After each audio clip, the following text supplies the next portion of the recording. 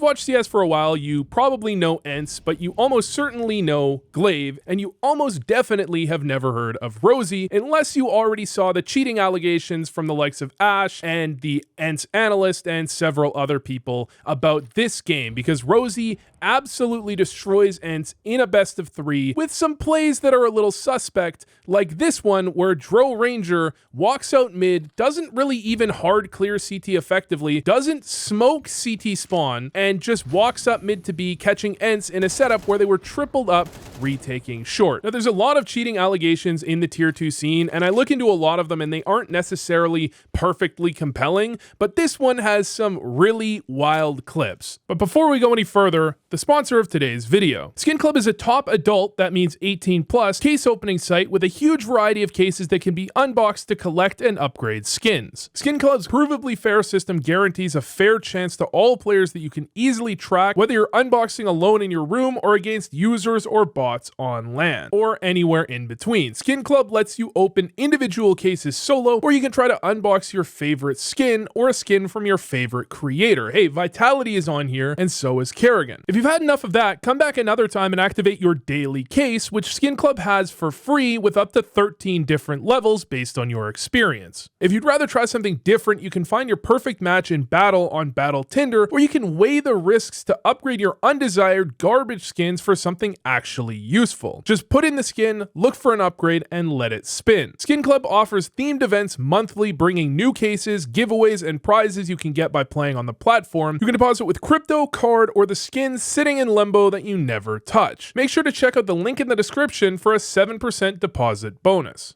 The problem with a lot of the allegations is they're just not concrete. Maybe it feels quite bad while you're playing, and some of them are quite suspicious, but some of the times I look into it and teams just have some really strong tendencies, so it could just be an anti-strat. And sometimes I look into it and there's just other problems with actually putting any content out on it. However, this one I think is very compelling, and not only that, but Ash made a pretty long tweet that was really compelling as well about just the reality of these types of situations where tier 2 doesn't get any light. You know, people make these accusations and sometimes they're pretty well founded. Nobody really cares. Nothing really happens. There's nothing that changes it. And teams, they disband. They lose games against very suspicious opponents and they don't hit milestones that their org wants them to be hitting. And players get replaced, teams disband, and careers are changed by these sorts of games that nobody really seems to care about. The previous round was one that was in the series of tweets, but I didn't find that compelling. I mean, I can see some of the logic behind why it was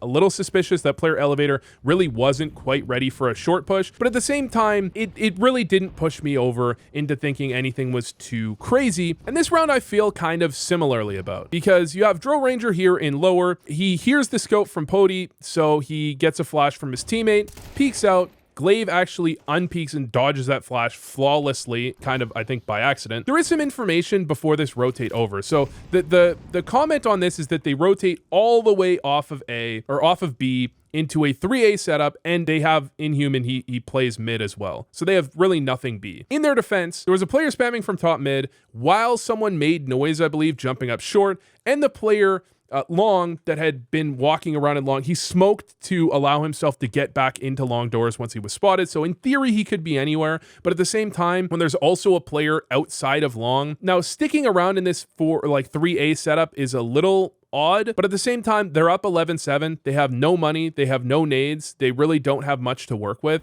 Gambling a site in a situation like this isn't all that crazy. Again, I understand that this isn't the most normal of gameplay, I'd say, of all time, but at the same time, it's not so crazy that it's really moving the needle all that much for me in terms of whether or not I think that things they're doing are shady. And still, regardless of the 3A stack, ENCE end up winning this round. Just kidding, they actually don't win this round. The rounds I find a lot weirder are ones like this, that is quite odd, I would say, where Glaive makes a move long, easily could have made this one alone, gets the initial entry, looks back trying to see if he can find anything else, and then ENCE go pretty much completely silent after this. They end up smoking mid doors. They've got Natu, he's in tunnels covering upper and lower tons, so he's got lots of information. They molly so that nobody could be pushed up short, so they could easily be pivoting into a short play. They could also just be making a way back around through T-spawn or through tunnels, down through lower, trying to pop out B. Although admittedly, CSTV isn't perfect. There could have been maybe a footstep, but the rotate, based off of zero information that I can see, although maybe there's a tendency or something, they rotate not only 3A, but into a double long setup, completely ready for this exact play to come out, and they just destroy it entirely. There's definitely tendencies that could be exploited here. I'm sure there's some reasoning behind it, but that one I found honestly weirder than the previous one by quite a bit. But then you have plays like this one. Drow Ranger peeks tunnels. Nothing really wrong with that. He's got the only M4 here, so he's going to make some aggressive plays. It's very understandable that he wants to try and get something done with some aim duels. Nothing crazy at all. Then this molly lands from Potty towards the entrance of tunnels. Potty immediately moves his way back over, and Drow Ranger immediately pushes tunnels. Now, the tunnels push is a bit odd, but the way he clears I find a lot weirder, because typically, regardless of if you are confident of a read, that you believe that someone is, he throws that molly and he's walking away, I can understand the read, but usually you would still clear angles like the T side of tunnels. Usually you would still, and look, he's got his crosshair on this position, but he's holding W the entire time here. He's really not clearing this angle. He's not clearing that angle. He's walking towards it, looking at it, but he's not clearing it. And even if you, again, had a fairly confident read, I find that most players, most times, still obligation clear things. They still keep themselves ready for if something goes wrong, how you can actually deal with being surprised by an opponent. And he didn't seem to be ready for that at all. I did find that one to be quite odd. I want to highlight, these were essentially the original clips I saw. Just those clips. And by the way, this round ends up going the way of Rosie, and that closes out the series. But that was the information I saw initially. And I thought there was some odd things happening, but things like that happen even with legit players. Even suggesting or looking into the evidence publicly can be problematic, because people are just going to jump to the conclusion they already do that, well, all pros are cheating anyways, so of course they're cheating in tier 2. But then there were rounds like this. And this is one of the more compelling ones, but don't worry, it's not the only one. To say this is an odd clear towards B is almost understating it. He doesn't really even clear car. You take it how you want. And then this round is honestly wild, because SDY throws a bunch of utility towards A to put a bit of pressure for this B pop that's coming out. Oftentimes when Ents do this, they're going to have that player go towards bottom mid. I mean, most teams are going to do that type of play. It makes the most sense.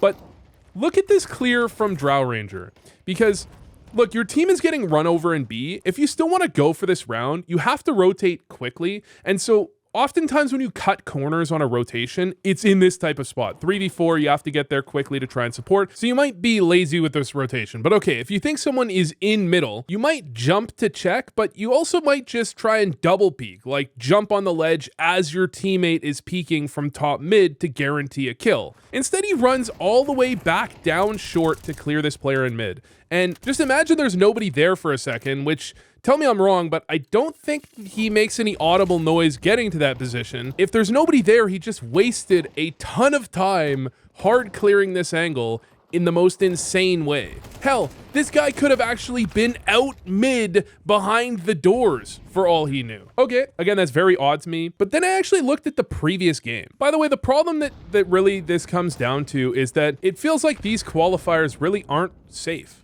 And you have players, you have teams that are really good teams. And by the way, I found this one quite odd as well. I mean, sure, the problem is logically it makes sense. Like, where are you actually looking? The gap in the smoke shows up, but the timing of this one is kind of wild. And then I think this is another round where they just walk out middle. And this isn't against Ents, by the way. This is against a team called Fireflux. They just have two players. Nobody like, I want to make this clear. Okay, by the way, they lose this game, so take for that what you will. But nobody like, even if you're pretty damn sure, you're pretty sure You're like, look, based on the information we have, we're 80% sure that nobody's going to be CT here. Like maybe the GoTV doesn't show it and they actually made noise, but you still surely clear toward, like you just take a peek.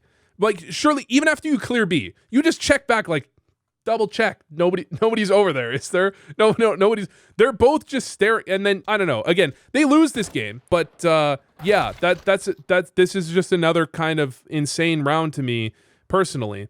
And the problem really comes down to, for tier 2 right now, there's really no way to get out of playing these online qualifiers, these online games against teams that, I mean, a team, I believe in this exact qualifier was actually just banned after the game happened. I think it was in this qualifier where they were banned after the game because one of their players had created their Faceit account on the same day as the qualifier or something like that. Like that was clearly ban dodging and they found their original account or something like that. I can only imagine the idea of slogging through these sorts of qualifiers against players that you just know are really suspect.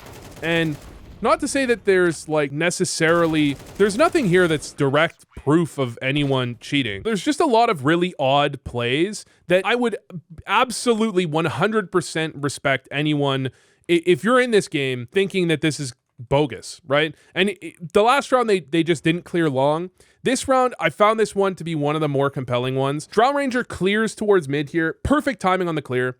That's a given. But his teammate just dies or gets a kill towards CT. He knows that the Ts have taken mid control and taken red room control and that they just died to an Opper. So they could be changing the plan slightly. They could be trying to they could be like, okay, let's go back through Donut or something. You know, let's go a different direction.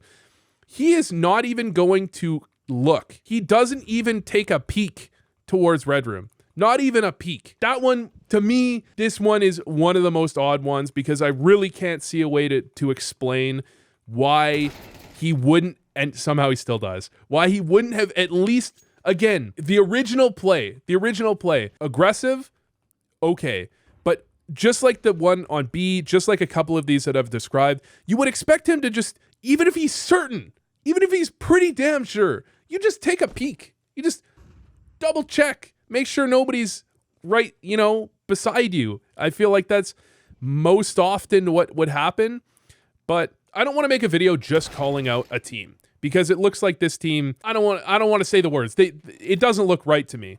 But the bigger problem is that this seems to be a consistent issue. And if you follow Ash on Twitter, for example, the coach of Gamer Legion, if you follow really any tier 2 teams that they're tweeting about these things happening on a regular basis, that these games are odd, that the results don't seem to make sense, that these teams, sometimes what they'll show up, they'll lose to a lot of really bad teams for a while, and then they'll play a team like ENCE, they'll play a team like Amcal, teams that are well known, and they'll just dominate in some crazy ways. Anyways, it's concerning because if the tier 2 scene can't hold itself together, what does that mean for the future of tier 1 CS?